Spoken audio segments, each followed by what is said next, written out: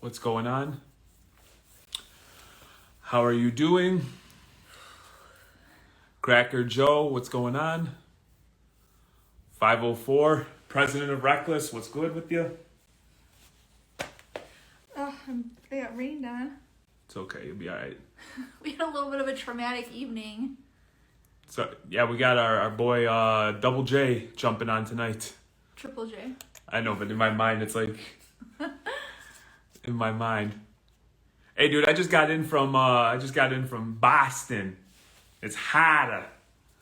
What up, what up? Mikey, what's going on? Eds, what's up? What's going on, Mr. Holmes? 376 Deuce 5. Our night's going good. Our youngest crammed googly eye. It's like crafting supplies, like googly eyes. She crammed one right up her nose. So yeah, that is how I spent the last little bit of time, was prying that out of her nose hole. Yep. We'll give it another, let's say, minute or two for people to trickle in who are going to be joining us this evening, and then we'll get on with it. Yeah. I guess we can talk a little bit about what we're talking about today. Yeah, please.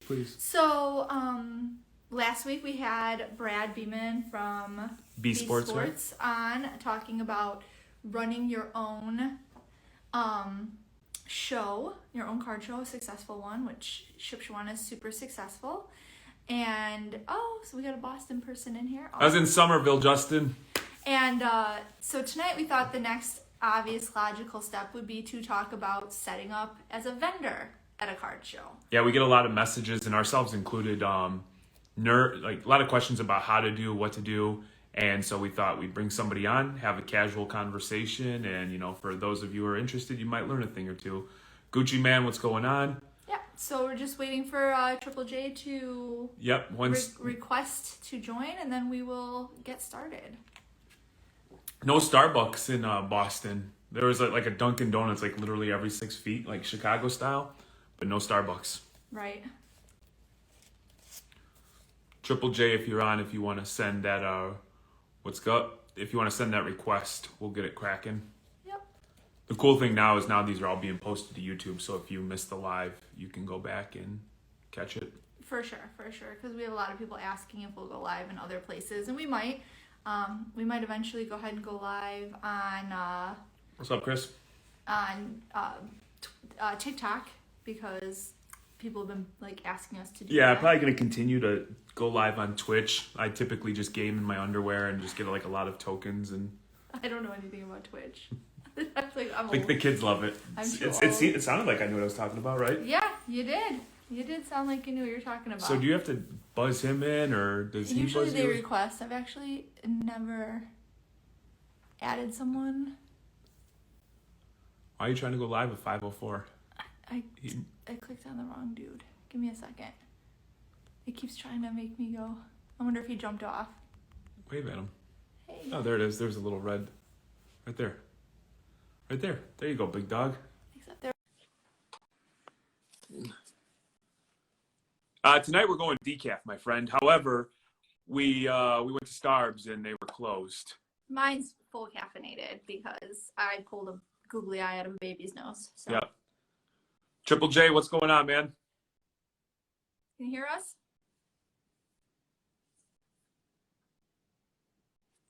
I can't hear you. You tried rocking the AirPods and they're letting them down. I can hear you now. All right. Yeah, there you go. How are you? Good. How are you guys? We're really well. Awesome. Glad you could join us this evening. Absolutely. Thanks for having me. Not a problem.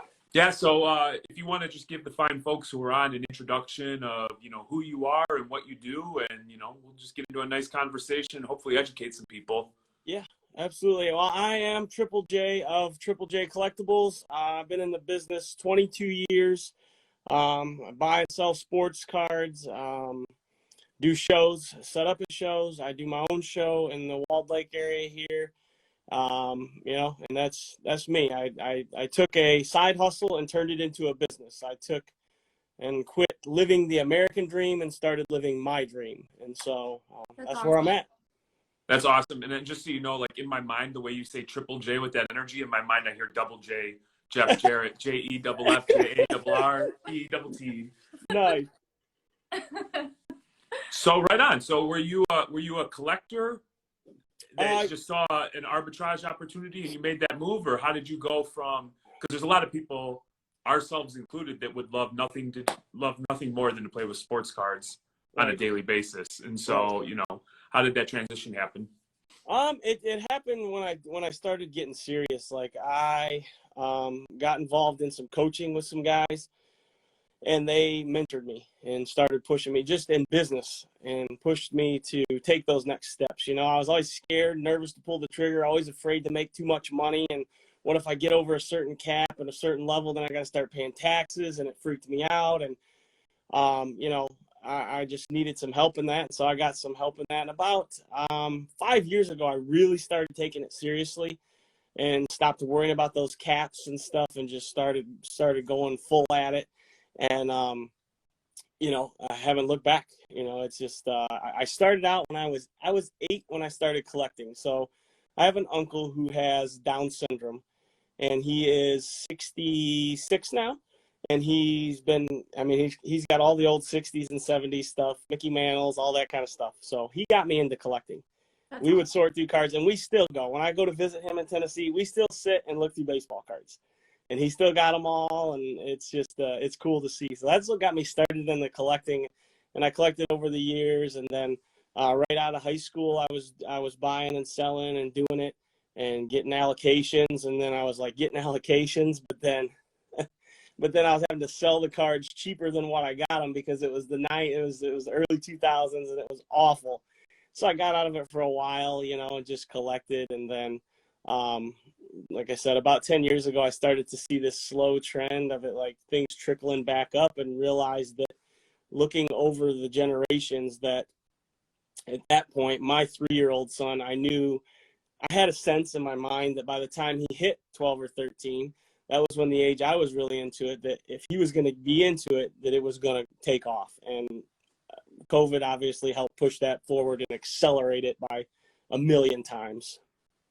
So you said business, right? So do you just do shows? Is there a brick and mortar? Is there online? Like how does your business work? I do shows, and I do online. I don't do brick and mortar. After moving back here to the Michigan area from Indiana, the brick and mortar is just so expensive. It's so much overhead. And I didn't want to think in terms of the 80s. Brick and mortars are great, but I wanted to think in terms of the future and longevity, and everything is online. The internet's not going anywhere, and I would rather pay those fees, and I can do things in-house myself, and I can have my boys work with me and for me alongside of it, and we just keep that overhead to a minimum. And you just kind of prepare for those winter months, as you would say in the sports card world. Like things have been high, but they're going to level off. And so I use online platforms. I have my own website. I use eBay, use some other platforms that are out there to sell stuff on. And shows are big. Shows are the big way to connect with people. We agree. Yeah. So on that, let's just dive right in. Mm-hmm. So what was your first show? Like how long ago did you do your first show? My first show was back at Gibraltar Trade Center in Mount Clemens, 2000, summer of 2000. Have you seen a lot of change from like back then to what it is now in the show? Absolutely. It's a lot different. Good and bad. There's some good that I've seen in it. There's some bad. I mean, back then, obviously, it was slower. You were coming out of the junk era, wax, and it was just a slower time. It was harder. Cards weren't selling for as much. You had to sell 3 to 4 times the amount of cards to even make close to what you make today at card shows. Now it's changed so much. It's not just about collecting. It's an investment. It's another way to invest. It's another form of the stock market per se. And so it's definitely changed. Huge. So how do you decide which shows to set up at? For me, it's a lot of research. My mind is geared that way, and numbers mean everything to me. And so when I choose them, I call I call the guys who run these shows. I ask them numbers. I ask them average amount of people that are going to show up. I'll go check them out, like the Clearwater show in Florida, fly out, check it out, see if it's something I want to do. Different ones in Tennessee that I've done, stuff like that. Like you just got to jump in and do your research and call these guys and ask them the questions if you're going to do them. Obviously locally, I've grown up with a lot of these guys and I know them, and so I hit these shows and see what's going on in them. You kind of got to feel the vibe, and what's going on at these shows. Every show has its own vibe and feel. Like there's a Redford show here, and there's a lot of vintage stuff there. I'm not going to fit in there because I don't sell a lot of vintage. I buy a lot of vintage, but I don't sell it. So it's just that it's truly research, asking questions, seeing these guys that are posting that are there, getting in contact with them, asking them how they feel it went, what sells good. It's very important to do that. So it's really important to you to make sure that the stuff that you have and you're bringing suits the show that you're going to, which makes total sense. Yeah. Or even like finding out like what's not there that maybe I have that I can bring that there's a need and a desire for. Right. I did a show just recently over here at the Laurel Park Place Mall, and I didn't bring near enough supplies. I was the only guy that had supplies, and if I would have brought supplies, I would have made probably $5,000 in selling supplies, because I sold out of my supplies in the first 2 hours that I was at the show, everything that I had. Wow. Yeah. So it just, for me, it wasn't like, and I asked, but they told me that wasn't a need, but it really was a need. So, it's just one of those things. Sounds like they didn't even have a grasp on their own show. No. Yeah. I mean, it was a decent show, but yeah, they didn't. I was like, man, do I run home, get some more supplies or what? I didn't, but, I did well. So, but yeah, they really, I guess they didn't know the complete need that was out there. So we've got a lot of people before you hopped on. There's been a lot of people who sent messages who've gotten in the hobby within the last few years, and whether they want to sell cards so they can color up and get into bigger cards, or they want to make a business out of this. What are some red flags that, for a first-time person setting up a show, would you recommend that they look out for, and some things to avoid? Yeah, some things to avoid.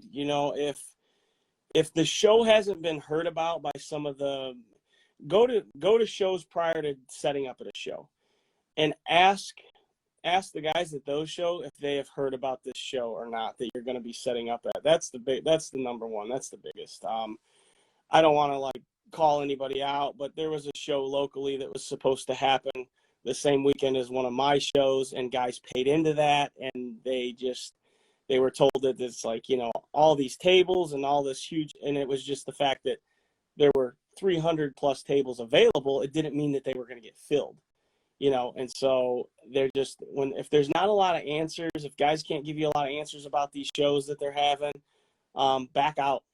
Don't go through with it. Make sure that make sure you talk to the individual. Like for me as somebody who runs a show, I always take the time to talk to people. I send them stuff. I send them information, flyers, so they can get them out there on their social media. I guess that's a big one. I think that's a real big one. Don't pay ahead of time, and if you don't know who they are, just common sense things, really. That's awesome. When you go to these shows, we had a lot of people saying, like, when I go to these shows, every table is the same, everybody has the same cards, everybody has the same stuff, and it's like you just go from one table to the next table and you look at all the exact same things. What do you think is important to make yourself stand out so people are like, hey, I want to go to this table because it's different than everybody else's? The first thing is branding. Brand your table so they know who you are, so that when they come back, they know you're there. Be very organized in how you set up your table. You don't necessarily have to have flashy lights and all of that, but look and be organized. Have your prices on things wherever you're going to have them, whether it be the back. I put mine on the back because it just looks cleaner in front of the cards do, or at least have an idea of what you're going to have stuff written down. Know your prices, make things look clean. stalk the show you're going to do a couple months ahead of time. See what's there. Ask other guys like what they're looking for. Pick their brains so that when you come, you're ready and you can maybe bring some other things. It truly is. I get it with guys. They're like, hey, everything's the same. Everybody's got the same stuff. But that's cliche. I mean, if you really take the time to look, not everybody does. I mean, yes, you're going to have the typical kid that's walking around with a black case with the PSA 10 Zion in there but you just have to pull some items and pull them to the front. Like one of the littlest things is they make like the 50 count card holders. I get those empty and I'll put those in my display case and I'll raise a PSA card and set it up on top of that. It raises it up above the other cards so things stand out a little bit more. Put a little light puck underneath that one so it shines some light up on it. Little things that you can do to stand out, to highlight some of those cards that you're maybe looking to move and that people would be looking to go after. How about, in my opinion, I hate going to a show and dealing with somebody who acts like it's the last place in the world they want to be. Yeah. Like, yeah. I think dealers who are approachable, who you can have a conversation with, I'm more inclined to spend money with them. Hell, even overpay because I understand they incurred a cost to set up. Yep. But somebody who's approachable, I deal with. Somebody could have the greatest card, but if they're a complete bag, I want nothing to do with them. Yeah, attitude is everything. I mean, you have to be in the right mindset. And yeah, if you don't want to be there, you're more of a burden than a blessing. And you need to go in and be a blessing to people and, put a smile on and realize that, those people are there. You need to win them over. Like you're selling to them, and so you need to be a salesperson, win them over, talk to them, encourage them. Don't be pushy. Don't be a jerk. Don't be arrogant, but just be real, and talk through it with them. Have a conversation.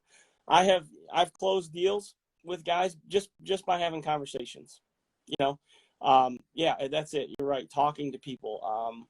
One of the little tips I give, I normally charge people for this. This is a free tip. Take a stool with you. Take a stool. Because if you're sitting on a stool, you're more in the stand-up position. You look like you're on guard, ready to go, ready to talk. I don't always have a stool. A lot of times when people come around, I'll stand up. Because if you stand up, this is something they teach you when you're speaking to people. If you stand up, you command the room. And also, if you stand up in front of somebody that's in front of your table, you show them that you're interested in them. Stop eating your sandwich, put it down. It's cool. It's going to be there when you get back to it. I stand. We just did the Ship Shawana show, and my daughter sat down for a minute. I'm like, get up. Yeah. I'm like, get up. You're here to work. If you want to go sit, go in the car, go somewhere out of sight. We would make them sit in the back of our table, in the back, and then we would rotate. If somebody needed to sit, you sit in the back. Yeah. So with that being said, and I think this is probably a decent segue as far as being polite, being a good salesperson.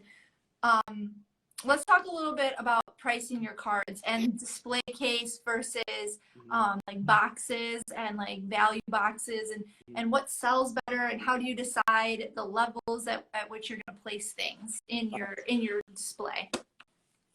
Yeah. I mean,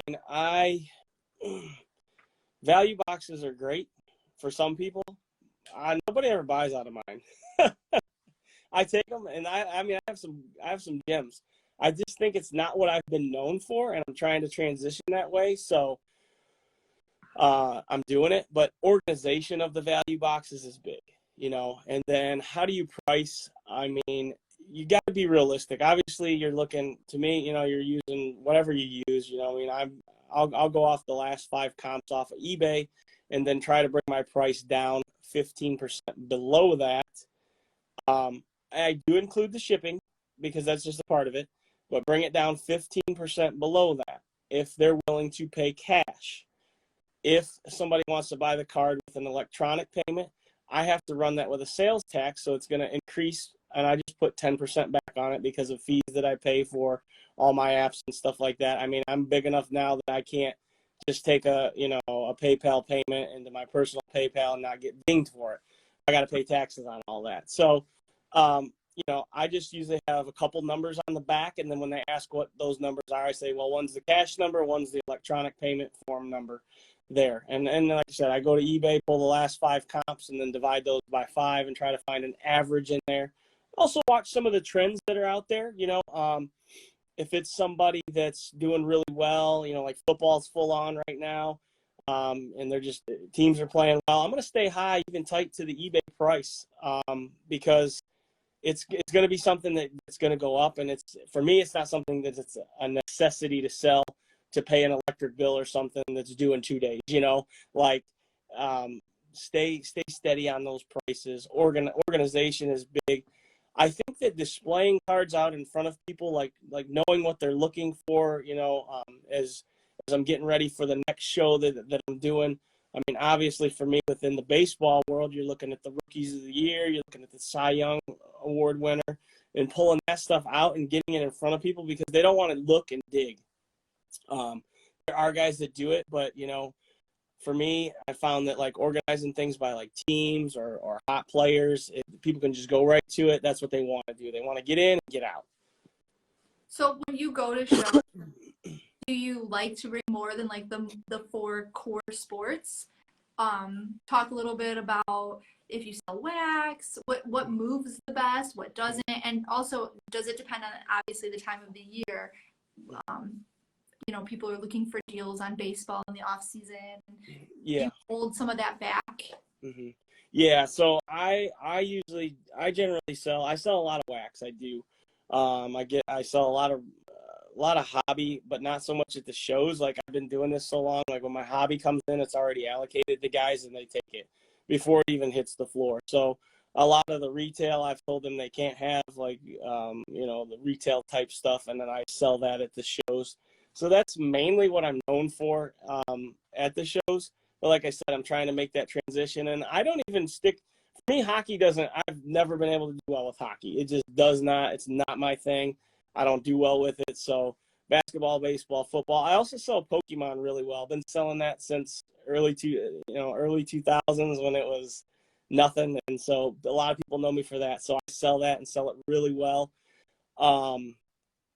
Yeah, I mean, I do. And within the hobby, like baseball, I'm about ready to pull all of baseball out in the next couple of weeks because things start dipping.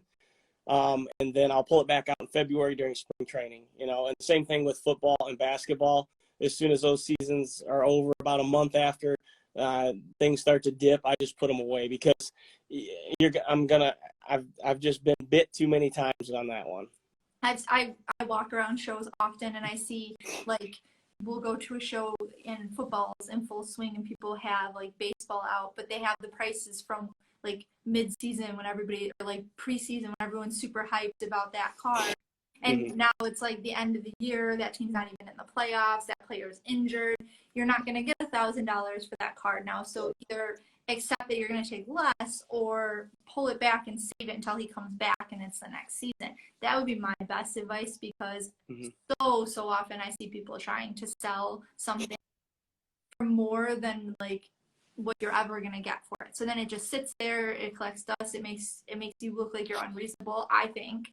Yep. You're trying to sell something like ridiculously higher than current comps because that's what it was worth when you bought it. Yeah. Yeah, and that just turns people off too, so I just pull the stuff. It's like Miggy's rookie card. I mean, I had a few in the case and like one show over the summer and I knew I was high, and people always say, well, it's your price, it's your card, so you can name your price. And I did, and it just was like, I didn't feel like haggling with people, so I just took them out of the case. And I had a couple guys come back the next day, and they were like, hey, what happened to those Miggies? And I'm like, I pulled them. And they're like, well, I'll give you. I'm like, I'm just not doing it, because he hadn't hit 500 yet, and I knew where it was going to go. But, yeah, those guys that, like, cool off, if that's the price you're going to leave on it, like, don't be an arrogant jerk about it. Like, there are guys that I can think of. As soon as you start saying that, there are guys in my head who I 100%. And I'm like, and they're just kind of like, oh, I don't care. I don't have to sell it for this. I got it at this price and blah, blah, blah. It'll go back up. Well, that's fine. Then take it out of your case until it goes back up. Right. If you have no wiggle room, fine. If you're going to leave it priced there, leave it priced there, but know where the current comps are. And then people know they're getting a deal. And if you're willing to take half for it, then take half for it. You know, if you've got 200 into it, it's $1,000 card. It's at 500. Take 300. You know, I mean, or hold on to it. You know, like to me, it's like, yeah, you can't do that. You have to be. That's another big thing that's changed in the card world is like things change so fast. You know, with these things like ups, downs, all around. Like you almost can't price things on the front because it could change. You know, I mean, you could be sitting at a show and somebody hits a bomb home run and their card just jumps $100 and you don't know it. You know, and it's like, whoa, you know. Yeah, it's so important that you like. So I think that like what we've talked. So today's topic, someone asked in the comments. Today's topic that we're discussing is setting up a card show, being a vendor at a card show. Yeah. And I think quickly just to go over, we talked about, you know, being personable, having proper prices, doing your research on the shows that you're going to set up at, making sure that your table's branded and that you're doing everything to make yourself stand out, making sure you're bringing the proper things that people want to see, or maybe something that's missing at a show that you've noticed on to. Real quick, the comments that are coming in, when you do your homework, right? And I think a lot of you can go out and there's valuable information like you're providing. But I think it falls upon the person to do their own due diligence. You identify a show. What's that process like? Because I'm sure our first show was completely intimidating because you walk around and there's guys who have 6 figures worth of cards in their thing, 7 figures. They know everybody. You're the new guy on the block. What's that process like? What does a table cost for like your average show? When do you pay? What are some expectations you should have? And are you, as a long time, you said this is your 22nd year of doing this. Are you welcoming of the new people that are entering the space? He just a lot at you. So. Yeah, there's a lot. There's 20 questions in one. Okay. I'll try to break it down. Yeah, card shows are getting more expensive. I think the average local price is probably $30 to $35 per day per table. You get outside of that, you get outside of here and other bigger shows. Obviously, you can be up into the hundreds, thousands, depending on where you're set up at. You know, I think that for me, I'm always welcoming. I try to be welcoming of if I see newer people because we've all been new once in our lifetime at something. And there's nothing more that's more intimidating, you're right, than walking in anywhere alone by yourself. You don't want to do it. And so I would say, you know, like to those guys who are like, oh, I go to these shows and this guy's got like $600,000 worth of stuff. Don't be intimidated by him. You got to start somewhere. So even if you start in your tables, like I've seen guys like tables are like 3/4 full and then they leave the show and they leave with a fat wad of cash. They're new. Like, don't be afraid to be new. Actually, you're fresh meat. And guys like you at shows for at least the first 2 to 3 months when you're new because you bring new stuff to the table. And, you know, so you can't get intimidated. A lot of that's mindset stuff. And that's a total another, that's a total another night, a total another thing. But really it's your mindset and you got to be in the right mindset and just know your value as a person, as a business, whatever it is, as a side hustle. And don't be intimidated, you know, scan the room, know what's out there, know where you're willing to go with prices and be okay with that. If you miss a sale because you don't want to sell a card, it's okay. You know, like, no, you're not going to be able to compete with everybody. Okay, I got one PSA 10 and this guy's willing to offer him this price because he's got 3 of them. Well, you know, sometimes you're going to miss out on a sale. That's okay, but have that conversation with that person. Build a relationship with them. Remember some of those key people maybe that you see walking around that are big spenders. Talk to them. Remember things about their life that they've mentioned. Remember things that they're looking for, and be sure to bring those back next month. Boy, what else was asked in there? Yeah, you did great. Yeah. Let's go a little slower and back up a little.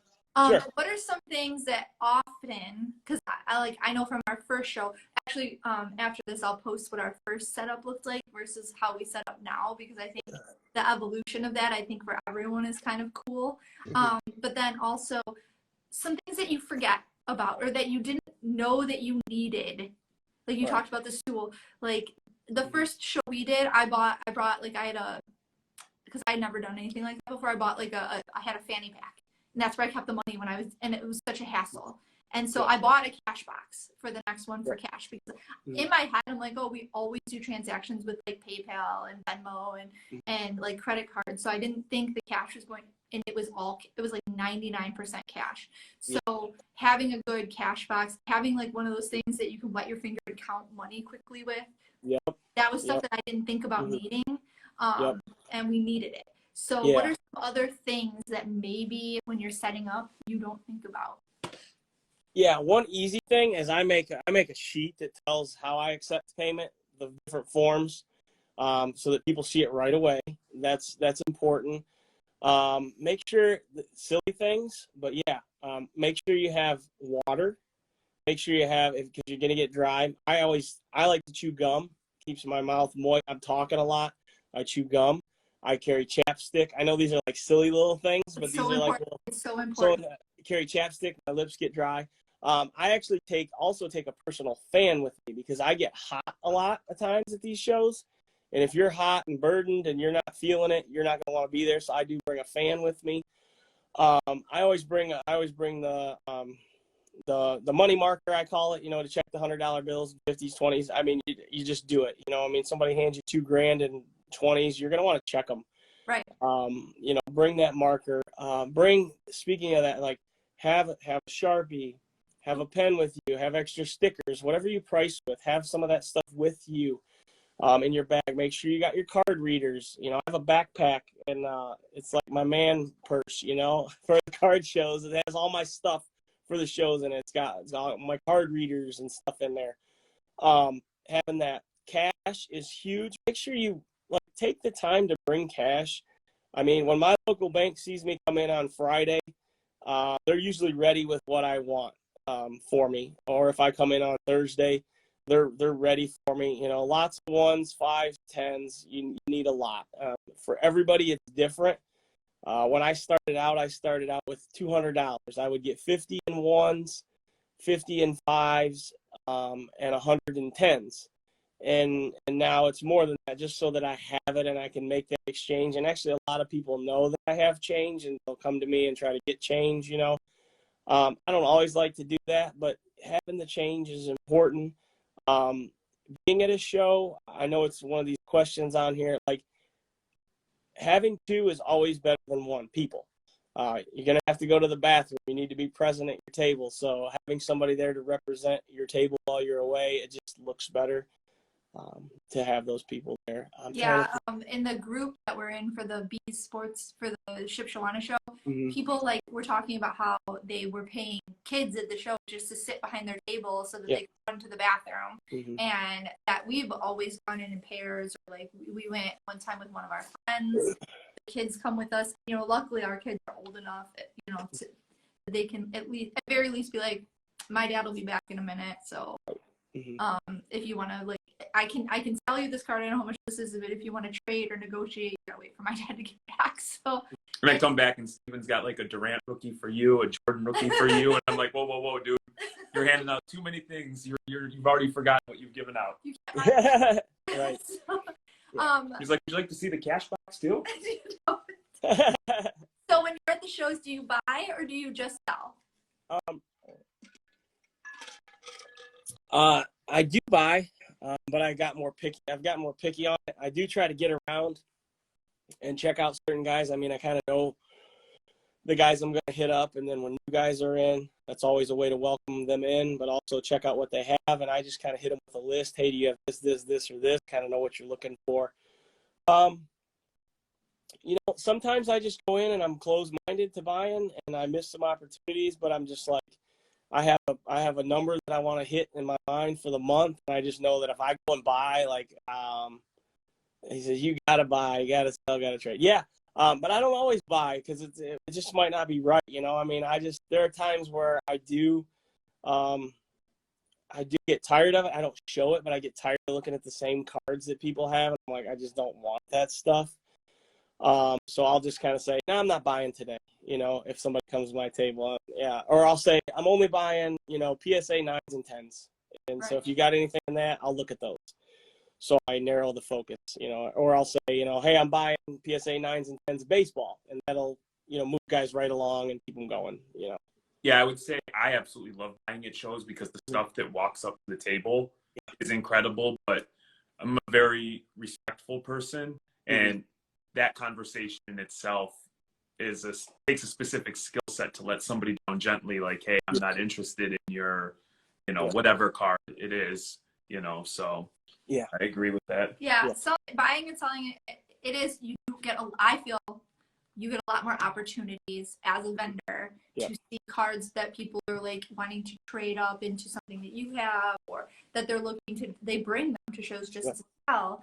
And we always explain when we're buying, we're not buying because we love this card, and not necessarily. Sometimes I bought a Jordan at the last one because I loved it and I wanted it, but often we're buying because it's going to go into our inventory. So I'm not going to pay comps or above comps because this is your most important card that you love.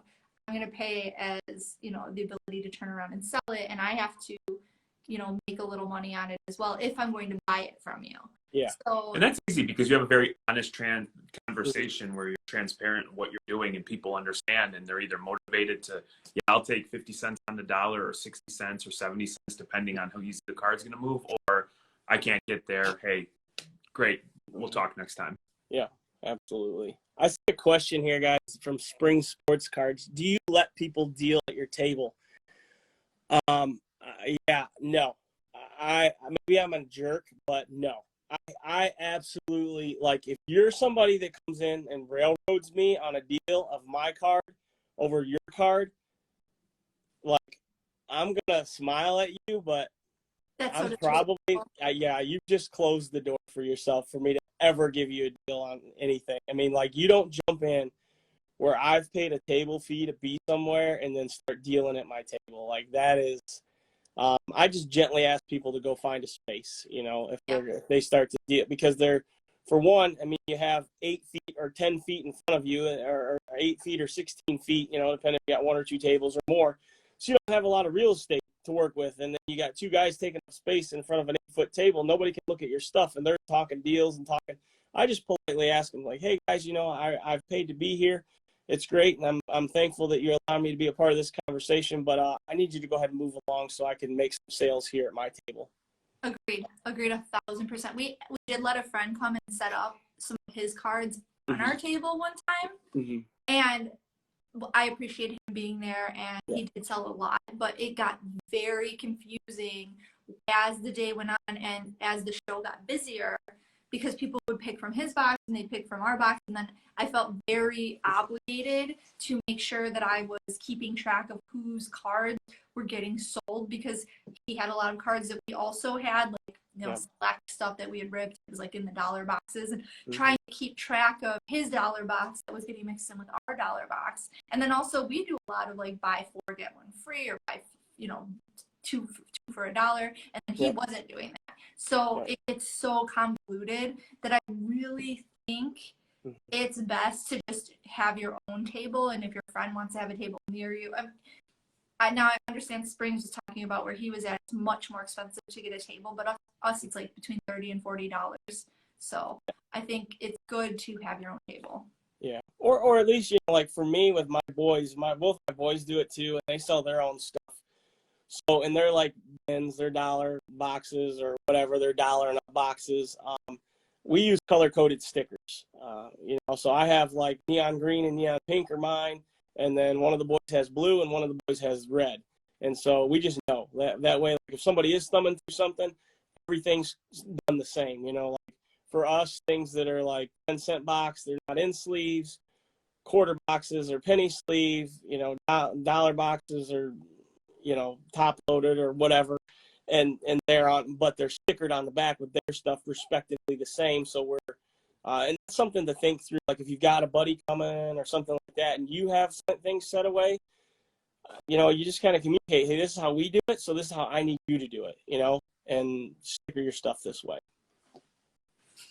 The Kardashians of hobby. Thanks, Cage.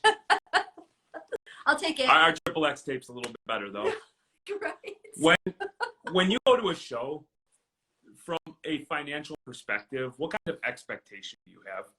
something that was brought up last week with Brad, where vendors had different expectations. We had shows where just a few $100s and you go with cards that are priced 20, 30, 40, 50% under comp because you've already made your margin on it. You don't mind leaving some meat on the bone. And then we've done shows where we walk away at 10, 11, 12 grand with whole new inventory. And so, I know each show is different, but for your regular show, do you have an idea of what you can expect or anticipate? I mean, 20 plus years of being in business, you have to be able to manage your money and have an idea of your matching inflows and outflows when it comes to cash. Yeah, I think that you try to guesstimate, and I look back over the years. I keep track of everything. I'm very detail oriented in that, so I got a spreadsheet and I keep track of everything that I've sold, and I can look back over the years and the months and see the trends. So I look back on those shows that I've done and look and see, okay, this is where I was last year, so this is where I need to be this year. Again, you gotta take. I guess it's just every show's different, and times are different. One thing you got to take into account is does that show always fall in that month, and do people always if people get paid every 2 weeks, is that really a time when they're getting paid or not? So you can go with this expectation of I want to pull in $5,000 in sales, and fall short of that. And then you're going, well, why? And then you got to kind of analyze, well, I had 37 people at my table today want to trade, and so I made some trades. So did I really lose? Well, I made some trades, or I bought some stuff, so I lost, but you didn't. So you got to take the whole picture into account of go in with a mindset, because if you aim at nothing, you're gonna hit nothing. So set a target, even if it's ridiculously high. Set a target and go for it. And if you don't hit it, obviously you want to. I've done shows where I've barely made my table, at times, and that's rough. When you only pay $80 for 2 tables and you barely make your table, but it has to do with who's coming through, who's not coming through, that kind of thing. So I think that, numbers are going to be different for everybody. Everybody knows what they have on the table. To say, if you have complete track of your inventory and know, I'm taking $100,000 in stuff and I'd like to sell 10%, go for it.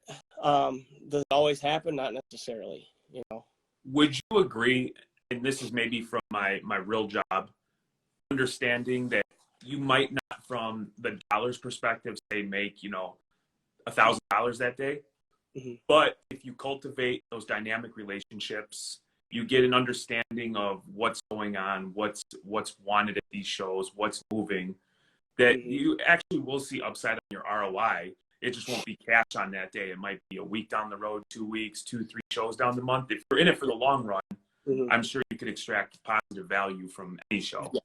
Yes, absolutely. You nailed it, Jamie. I see that happen recently with me. Did that Laurel Park show a few months before that, did the show in Troy, and had this guy come through, and he was looking for all kinds of wax and this and that. And I remembered what he was looking for, and I said, well, hey, I'll be, more in your area. And he told me, he's like, oh, I'll come to that show. So when I went to Laurel Park, he didn't buy anything from me that day. But then 2 months later at the Laurel Park show, I had all this stuff, all this wax that he was interested in that I had left at home and took it all. And I'm off doing my thing, looking through cards, and my wife comes trucking down the thing looking for me, and she's like, hey, and I'm like, what do the boys need something? I can't. And she's like, no, this guy wants to talk to you. And, I was kind of bent. I was looking at these cards and wanting to do my thing.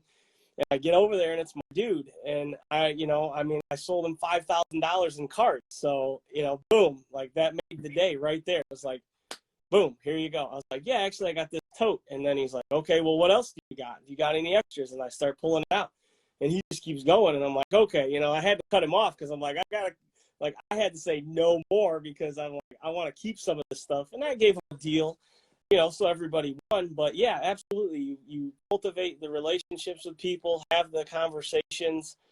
Like you said, you get to know what guys are looking for. Guys will stop and ask you for things. If you got them, remember them, bring them back. Even if you see that guy walking, if he's not talking to somebody or not at a table, reach out and be like, hey, I brought some of these guys, you know, you were asking for Miguel Cabrera, you were asking for 1950 Topps baseball, you know, or 1952 Topps baseball cards. I got 3 of them here.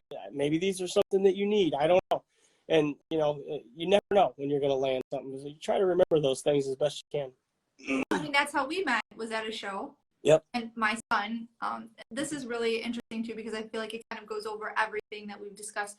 We walked up to your table, you had your kids there, we talked. You had your Sandlot, yeah. And so we talked about that.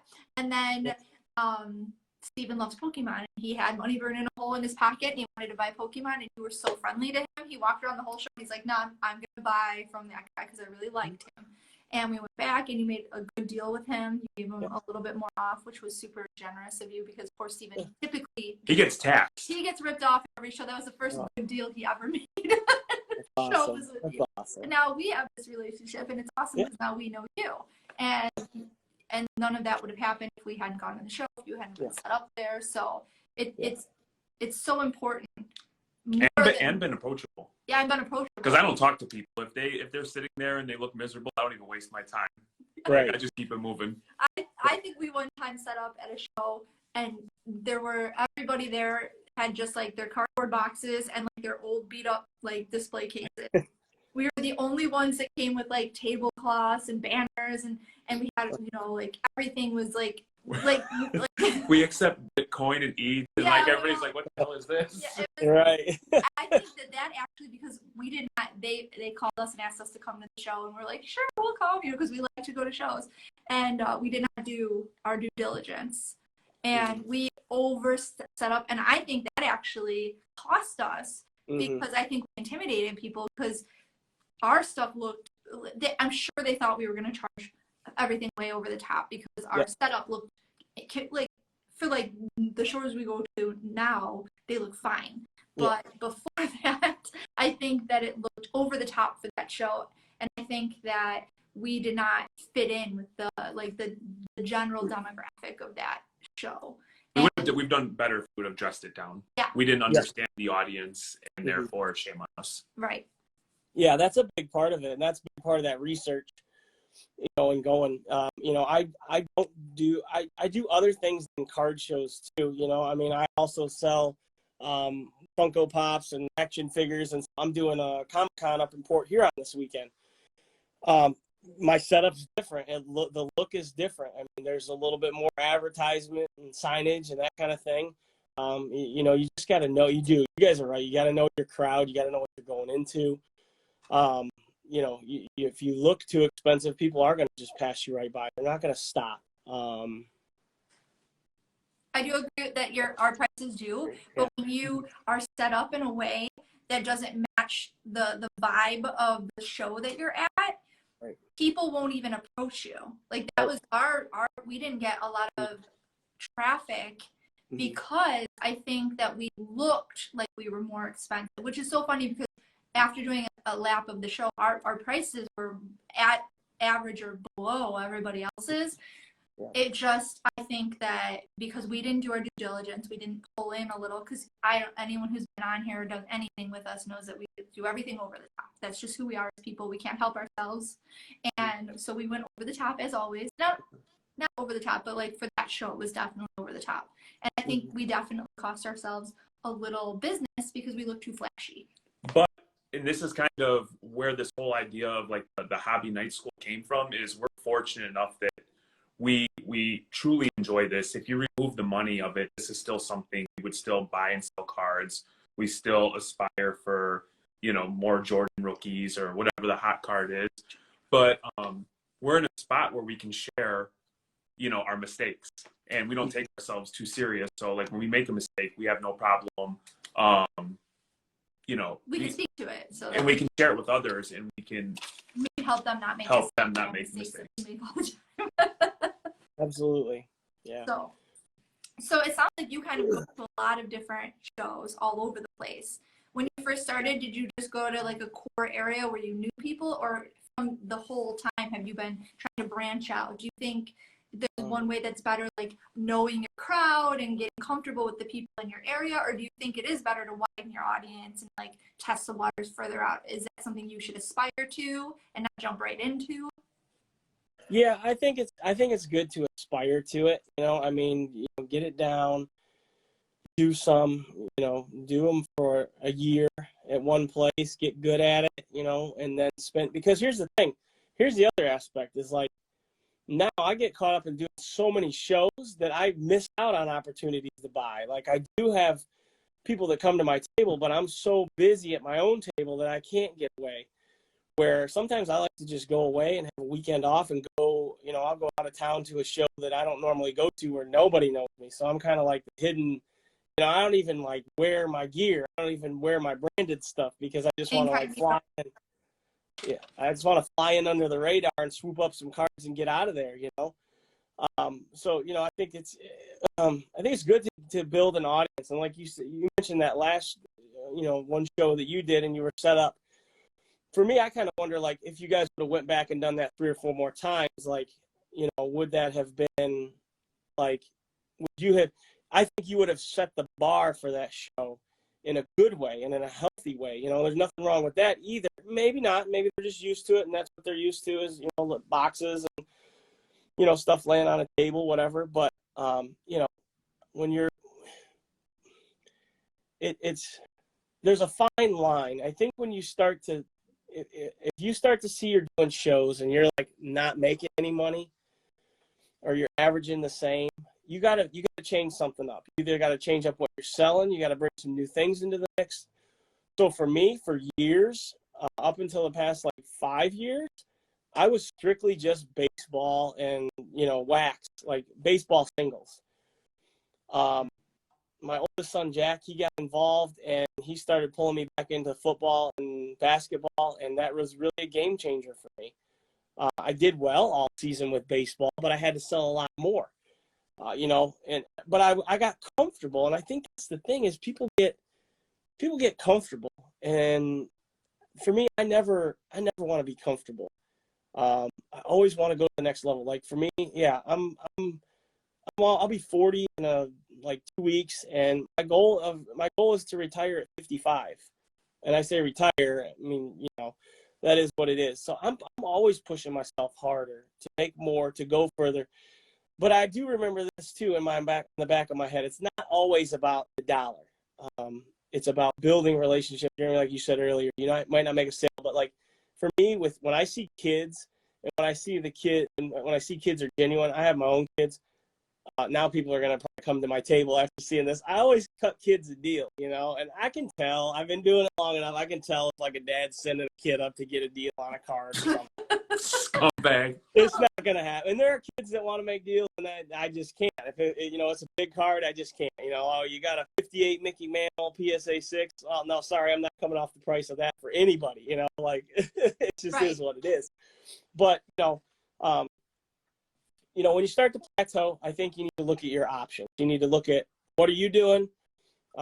Is there something you need to change? Maybe you do need to mix it up and go to other shows and get involved.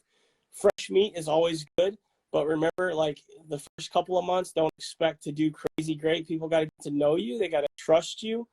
We're living in a different world than we were in 2000. We're 21 years outside of that. Trust is a big thing. People, even though they see things with the naked eye, still they're looking at cards. They're not always still trusting. You got to build that relationship with them, and they got to trust you. So it takes time. So stay at a place for a while, build that relationship.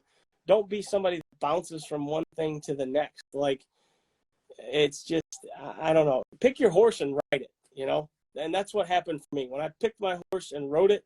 Things changed for me, and I started making the money, and I started seeing the return on my investment.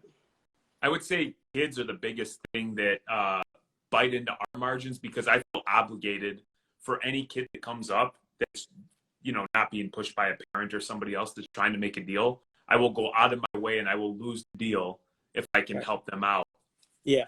Future Break says that if a kid comes up looking for a mantle, Dad's sending him over there to do it. Yeah, exactly. Or a savvy young kid. Yeah. I see Gucci. Yeah, my son Jack is always running around trying to make deals. He's always running around, coming back and like, Dad, he got his first Kobe Bryant rookie the other day, PSA 8. So he was cool. He was excited about that, and then he got a raw one this past weekend at our show. He got a really good deal on it. He made some trades for it. But yeah, you're right. A 50s Mickey Mantle most of the time. Now there is one little dude that I've been building a relationship with. He comes to my shows consistently, and he does buy vintage stuff. Like his dad's teaching him now to buy them. And he's about 12 years old. He was looking at my mantles the other day that I had. I had a couple, 3 of them out there, and I heard the S mantles. Yeah. Subtle flex. Yeah, no. They're just cheap little ones. They're no good. No flex.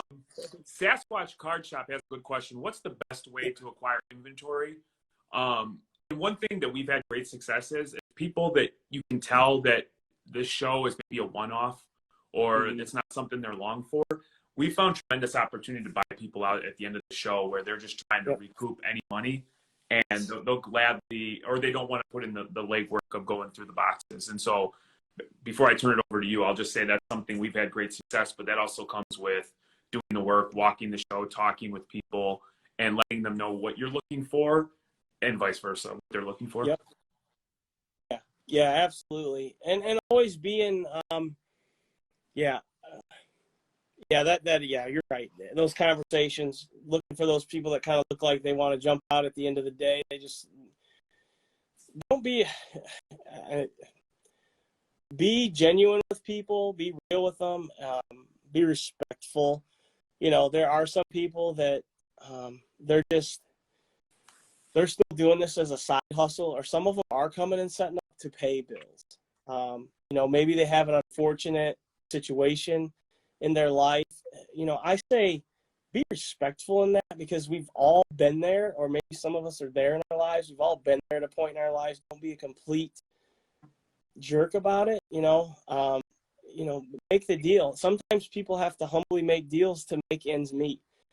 You make a deal like that, walk away quietly with the stuff. You know, like nothing bothers me more than like when I accidentally toss something in a $5 bin that's a $25 card, and then the 20 minutes later somebody comes out and says, "Oh, so-and-so at that table's, they're squawking about how I got this card off you for this," or, you know, like just do it humbly and go about your business, you know.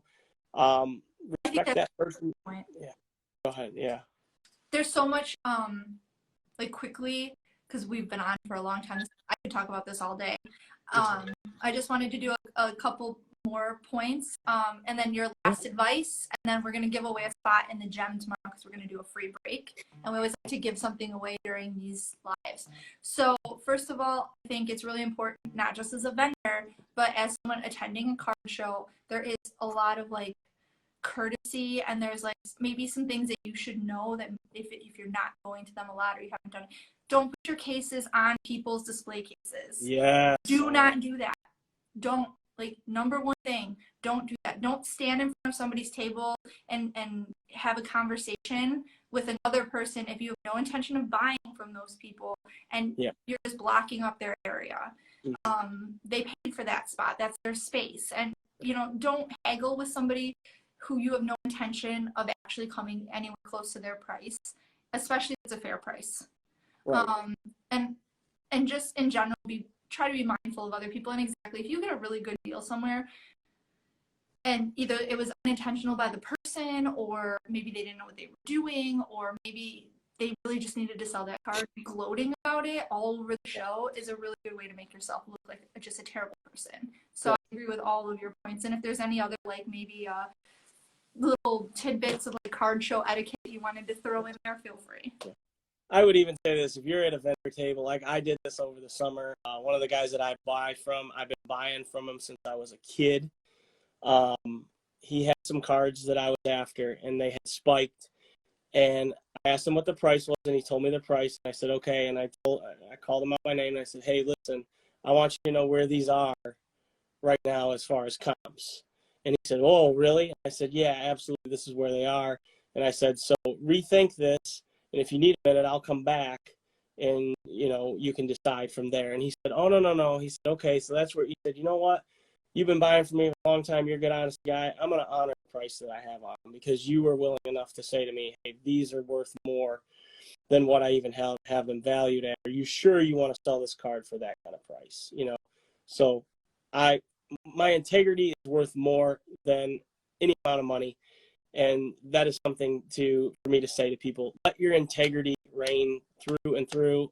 It's who you are when nobody's looking.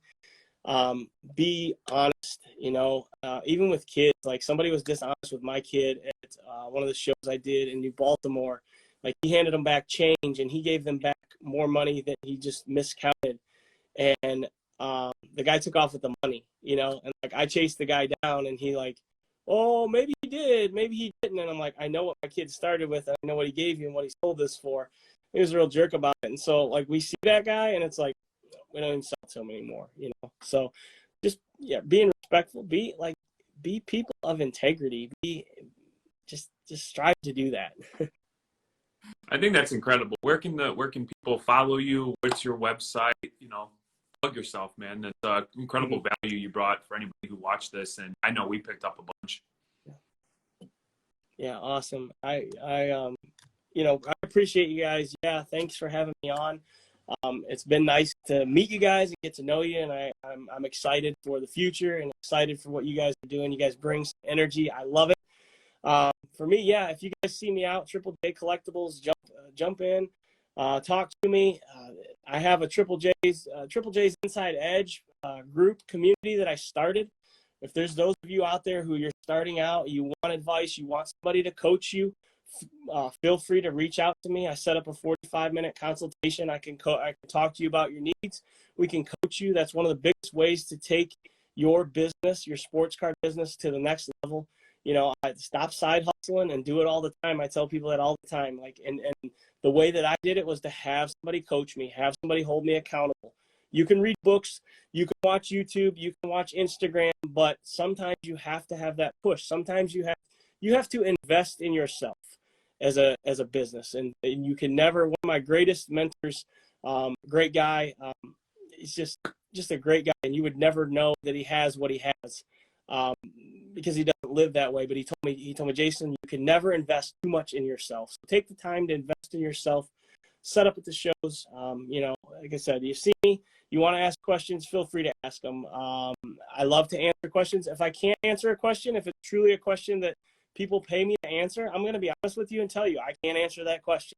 You know, I bet you can point them in the right direction, though, to get the answer. Absolutely, yeah. Everyone who's on here, because I see a lot of people like, where can I find you on Facebook? What I'm going to do is, when I post this video and when I post it on YouTube and when I post it on Facebook, I'm going to have Jason send me all of his information, and I will have it all linked there so you guys can have access to all of that. And his Instagram page will be linked in the show notes and everything, so you can find him there, because he is clearly a wealth of information, and you should definitely be following him if you're not.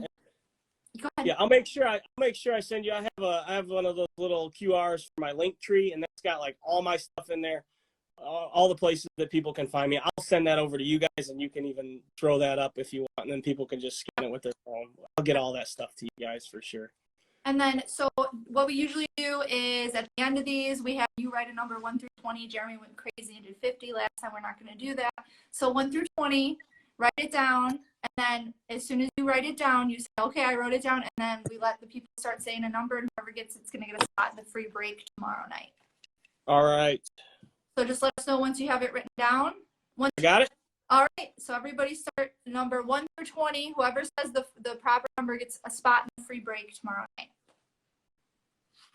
It usually takes a minute for them to get started. So what's up, Manny?